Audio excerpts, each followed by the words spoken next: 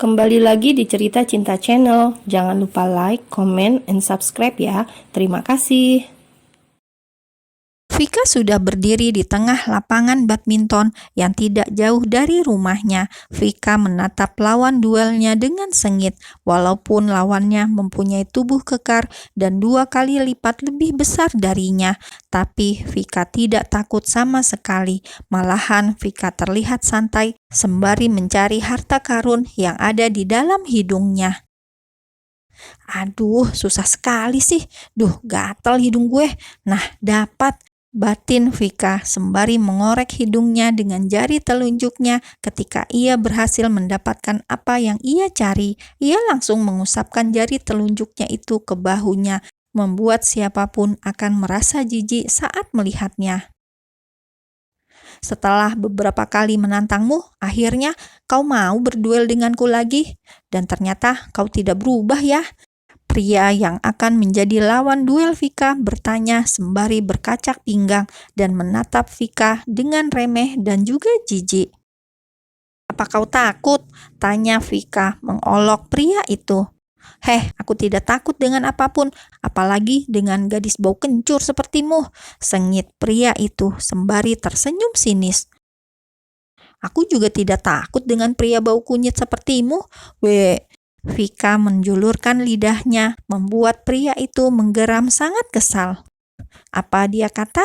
Bau kunyit," umpatnya dalam hati.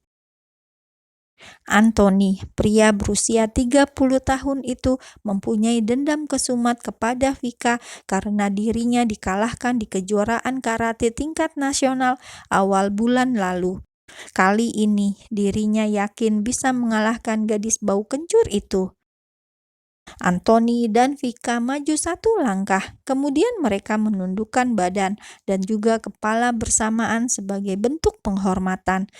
Di sana tidak ada juri atau wasit, karena itu peraturan dari Anthony dan Vika menurut saja. Anthony mulai memasang kuda-kuda, begitu pula dengan Vika yang sudah siap siaga untuk mengalahkan pria yang ada di hadapannya itu. 2 juta, batin Vika. Wajah Vika seketika berubah menjadi datar dan sangat dingin menatap lawannya, membuat Anthony terpaku sesaat dan juga terpesona. Anthony mulai maju dan menendang, akan tetapi Vika dengan cepat menghindar.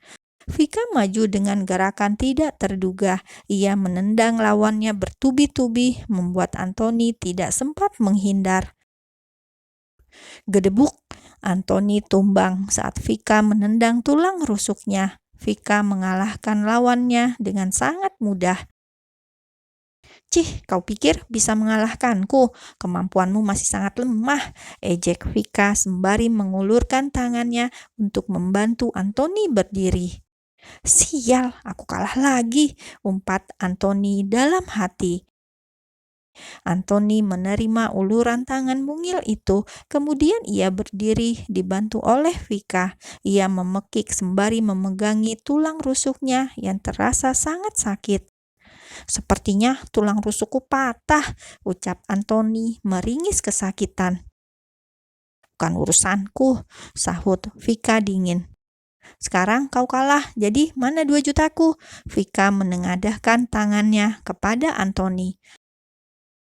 Sebentar, Anthony berjalan tertatih mengambil tasnya yang ia letakkan di pinggir lapangan dan diikuti Vika dari belakang. "Nah, 2 juta cash." Anthony memberikan uang tersebut kepada Vika. Vika tersenyum senang saat menerima uang tersebut, membuat Anthony terpesona melihat senyum manis yang terukir di bibir mungil itu. "Terima kasih," ucap Vika. "Aku minta maaf, dan bisakah kau membantu?" "Maaf, aku sibuk," potong Vika, kemudian berlalu dari sana secepat mungkin. "Gadis unik," gumam Anthony sembari meringis dan memegangi dadanya. Kemudian ia mengambil ponselnya untuk menghubungi asistennya yang tengah menunggunya di luar lapangan tersebut. Vika pulang dengan perasaan senang dan juga bahagia karena ia bisa bersekolah lagi besok. Sampai di rumah, Vika langsung menyimpan uangnya ke dalam laci meja belajarnya, dan setelah itu ia pergi ke kamar mandi untuk membersihkan dirinya. Hari sudah berganti malam, dan disinilah Vika berada di ruang keluarga sembari menyerahkan uang 2 juta itu kepada ayahnya dengan hati-hati. "Dapat dari mana?" tanya Bondan menatap tajam putrinya. "Kamu tidak mencuri kan?" lanjutnya lagi. "Aku tidak mencuri ya, tapi aku mendapatkannya dengan bertanding dengan si anak kunyit," jawab Vika sedikit kesal, lalu menjelaskan semuanya sedetail mungkin. "Bodoh," Bondan mengumpati putrinya. "Ayah, kenapa kau tidak meminta lebih, hah?" potong Bondan, membuat Vika melongo dan mengedipkan matanya berulang kali. Vika terheran sembari menggaruk kepalanya yang tidak gatal akibat mendengar perkataan ayahnya yang membagongkan. "Ayah, kenapa berbicara seperti itu?" tanya Vika masih heran. Bukankah ayahnya itu yang mengajarkan dirinya agar tidak memanfaatkan keadaan? Pikir Vika. Lalu sekarang, "Beda dengan yang ini, si kunyit itu terlalu angkuh dan sombong," ucap Bondan seolah tahu dengan apa yang tengah dipikirkan putrinya. Bondan tahu si kunyit yang dimaksud oleh putrinya itu adalah Anthony Turmeric. Bondan sangat geram dengan si kunyit yang sudah beberapa kali menantang putrinya. "Ayah," seru Vika tertahan, lalu menghembuskan nafasnya dengan kasar. Ia tidak habis pikir dengan jalan pikiran ayahnya. "Lagi pula, aku sudah puas karena membuat tulang rusuknya retak atau mungkin patah," ucap Vika, membuat Bondan tersenyum bangga. "Haha, kau memang keturunan Bondan Prakoso," sahut Bondan, lalu tergelak hingga tersedak ludahnya sendiri. "Rasakan," seru Vika saat melihat ayahnya tersedak. "Dasar anak kurang garam." Di tempat lain, Emma tengah bersedih hati dengan sikap ibunya yang membuatnya merasa muak. Bagaimana tidak, jika ibunya itu selalu memintanya segera menikah dan memberikan cucu, mana ada wanita yang mau menerima keadaannya yang seperti itu? Ditambah lagi, burung kutilangnya sudah lama hibernasi dan entah bisa berfungsi kembali atau tidak.